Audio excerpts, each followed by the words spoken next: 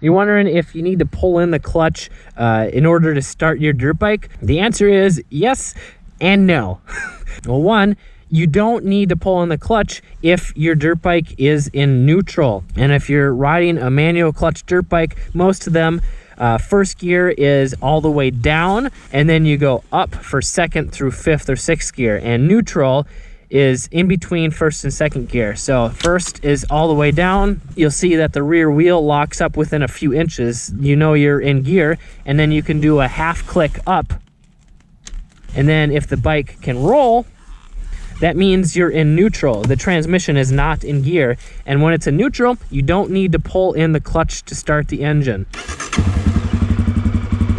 However, if you are in gear, whether it's first gear or fifth gear, which I don't recommend, you can press the start button, or you can try kick starting it, and it's most likely not going to start, especially if there is a safety switch in the clutch, which most newer dirt bikes have. And even if it doesn't, it's not going to start or not start easily if it's in gear, because the engine is trying to rotate and spin the gears in the transmission, which are trying to spin the sprockets and trying to spin the wheel. So that's a lot of drag. So you can try kickstarting it, and the bike might try moving forward, but you're probably not going to get it started. And when the engine gets hot, pretty much all dirt bikes are harder to start when in gear. So even if you do pull the clutch in, you can start it when the bike is in gear, but especially race bikes, they're going to be harder to start because there's still drag on the clutch. So that's why it's easiest to start when the bike is in neutral, but it's still possible to start in gear. You just need to